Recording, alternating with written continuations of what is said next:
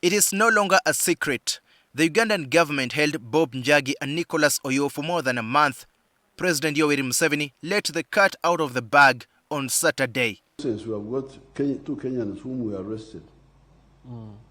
They have been with us. I have their names, but I don't remember their names. They came. They were working with Kyagulanyi's group. That they are experts in riots. Of course, with our very good intelligence system, we picked them up. And they have been in the fridge for some days. Some Kenyan leaders rang me and said that I should hand them back.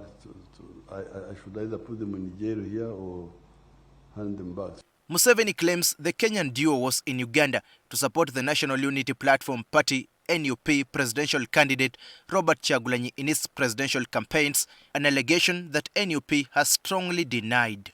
These people did not enter Uganda illegally. They were in Uganda on business, and they decided to attend a rally. I don't think they had even reached the rally. But number two, even if what they had done, which is not the case, was outside the law, they should be subjected to due process. These people did not commit any crime. That's why they were not taken to court. But number two, they were not subjected to any due process, which clearly shows that their arrest and continued detention was largely politically motivated. Instead, NUP argues that Museveni's confession could mean that he knows the whereabouts of at least 18 NUP supporters who have gone missing for years. It also confirms that the violations of human rights in Uganda have the sanctioning and blessings of the commander-in-chief. Prior to their release on Friday, multiple calls both in Kenya and Uganda had been made to the Ugandan authorities to set Bob Njagi and Nicholas Oyoo free, but the Ugandan government expressed ignorance on their whereabouts. Not even the judiciary could help. NTV understands that multiple diplomatic engagements had been initiated behind the scenes. We got the information that two Kenyans had gone missing about a month ago. As per the 1961 Vienna Convention on Diplomatic Relations, we asked the Ministry of Foreign Affairs about the whereabouts of these gentlemen, and the Ministry of Foreign Affairs promised to investigate and come back to us. When we felt that it was taking too long, we again went back and asked. And thank God, on Friday, we got an answer. We were told, come and pick your people. And we went and picked our people. According to Maangi, the two Kenyan nationals indicated that they were in Uganda for business. What these two gentlemen told me is that one had come to scout for places where he was supposed to come and bring some tourists. Said he had 15 tourists from Canada that he wanted to bring to Sigolira trekking in western Uganda. Regardless of what brought them to Uganda, Bob Njagi and Nicholas Oyoo probably never thought that they would be arrested at one point.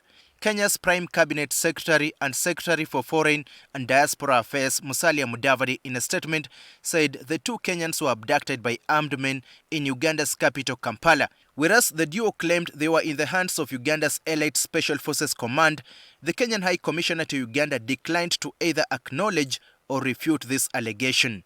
Bob Njagi and Nicholas Oyoo could be safe in the hands of their families if the words of the Kenyan authorities is anything to go by. But their release has caused so many questions to be asked, but there are few answers.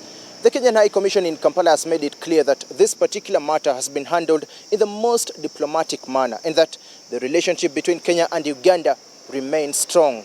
We will not allow this very little incident to interfere with the cordial and indeed very friendly bilateral relations that exist between our country, Kenya, and Uganda. He has now cautioned Kenyans against taking part in Ugandan politics, especially now that the country is gearing towards general elections scheduled to be conducted beginning January 2026. The people who have a right to participate in the elections, including the campaigns in Uganda, have to be Ugandans. We therefore urge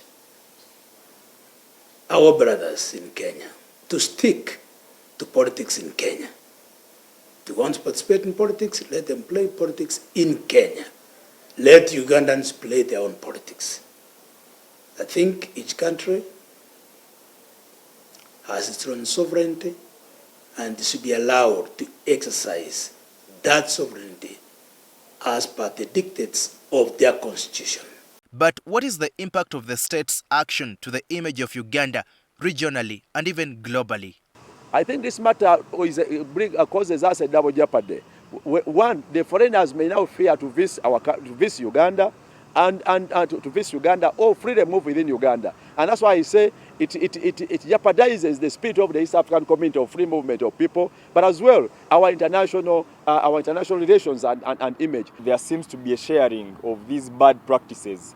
The abduction, we have seen the level of violence that is being meted out on citizens in Kenya, in Tanzania, and all these other parts of the East African region.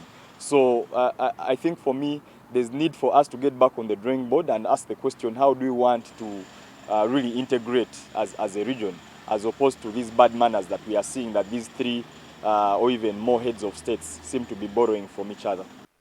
Daniel Kibet, NTV.